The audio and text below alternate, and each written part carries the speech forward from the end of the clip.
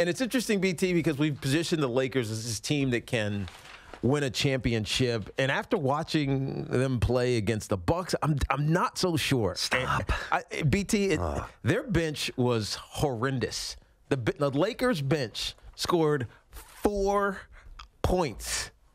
4 points. They're going to make a trade. I mean, they have to. So, I mean, they'll make a trade. I'm saying this now because of what I saw last night against the Giannis Antetokounmpo-led Bucks. Yeah. And Giannis was amazing. We talked about last year after winning his MVP, how good could he be? Could he, expand his range? He knocked down 5 3-pointers, man. To do that in an offseason is pretty spectacular. 5 of 8. That's spectacular. He was great. It was unbelievable. My point is really about the Lakers. When you looked at the Bucks, who have a supporting cast, because we tend to focus on the stars, but the Bucks have the supporting cast that scored 34 points. Their bench had 34 points. And you look at the Lakers on the other side, they had 4. It's like, even if Giannis has a bad day, he's going to get lifted up. If LeBron or AD has an off day, they're getting destroyed. So that my takeaway was, man, that was a slow start by the Lakers. I get it. They made it into a game, but the difference was not the stars. It was the construction of the roster, and the Bucks clearly have a more deeply constructed roster than the Lakers do. You ready? Look, I know it's going to change, but right now, that was my takeaway from last night. I got you. I mean, and by the way, in Russell Westbrook, he was awesome. Oh, we'll get to that. Yeah. The Clippers might have a little temperamental issue. I'm not too worried about that they lost, but they were highly their competitive juice is both an incredible asset and a possible deterrent. We'll get to the Clippers and the Rockets. Nice win by the Rockets.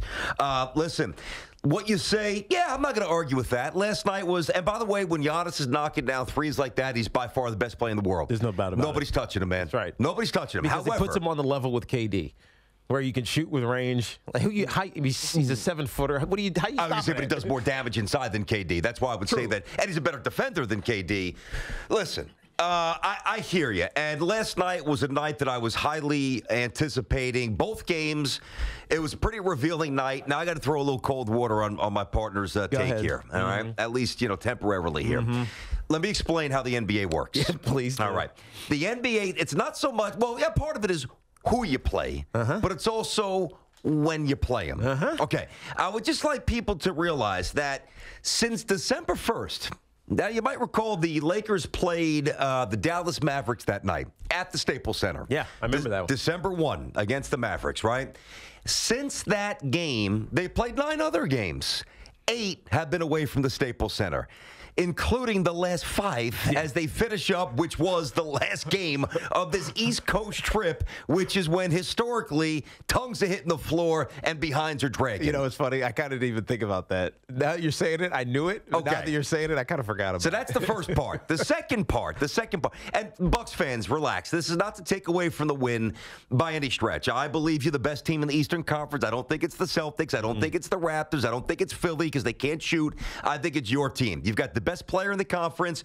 You might have the best coach in the conference. And as Tiki just chronicled correctly, you've got a very well-constructed roster that is built to win, certainly home games as role players. And I think these role players could probably even do a little damage on the road, which historically is not always the case. All right, so the first thing is you have to factor in fatigue. That is part of the equation of the Lakers. The second part, you have to understand that while this means the world to Milwaukee, I get it. You wake up, you get ready for the Packers this weekend, and, they signed Justin Smoke. The Brewers just signed Justin Smoke to a 1-year deal. Maybe he hits you 19 or 20 home runs. Okay, whatever. The Bucks were a big story last night. They were a huge story in Milwaukee. You know what this game meant in L.A.? It meant nothing. It meant nothing. That's right. It meant absolutely nothing in the city of L.A. And certainly in the Staples Center to the extension of the Lakers here. So you had a tired Lakers team. You had a Bucks team that was, and respectfully, I like this, but was as amped up and as driven to show the nation that they belong as you could possibly be for a quote-unquote meaningless regular season game. The Lakers, understandably, the antithesis, they're tired. They play these kind of games all the time. They're playing playing the Clippers on Christmas night. This doesn't really get their antennas moving. And then the third aspect, why I wouldn't overreact too much to the win, is because you won by a couple of points, and Giannis, again, who was great, did something he never does, and that is go 5 of 8 from downtown.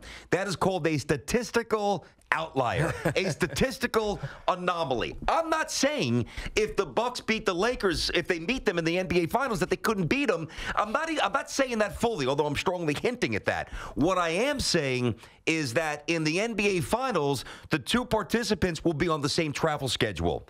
One will not be playing, 8 of 9 games away from their crib and 5 straight on the road, 3,000 miles away from their crib, while the other's chilling 13 miles from their arena. But that's not the way the Finals goes. Yes, but with that being said, and what was also interesting in this game is LeBron didn't, because LeBron's defensive effort level has significantly risen this season, mainly because he has this chip on his shoulder. Mostly it's him putting the chip on his shoulder. It's not other people putting it on his shoulder, with him being washed. Remember that? What was that? Washed? I forget what the Washed hashtag. King. Washed King that he was hashtagging a little bit earlier in the season. That's mostly him. People aren't talking about LeBron James being washed up. No. He's creating this own narrative about him being washed up. But however it works, whoever started it, whether it was the King or someone else, it's helping him be a better player. He's on both ends of the court, actually, as the leading assist giver in basketball, and also his defense is back at a high level. The one thing I was disappointed about, BT, this game is LeBron wasn't checking Giannis. He wasn't. I hate that. I do too. I hate that. Giannis was on LeBron. That's right. But LeBron, just like Kawhi was on LeBron opening night, and he didn't get many matchups where it was reciprocated. Right. That's right. I don't like that. I don't like that either. Because even if you do it for, I don't know, a quarter or whatever it is, just let us see it. I know. Let us see it. Instead, Giannis is like running around smaller defenders who have zero chance of defending him. Like zero, whether he wants to back him down or whether he wants to shoot over top of him. I mean, Alex Caruso was on him for He's got to shave the head, dude. I can't watch him play anymore.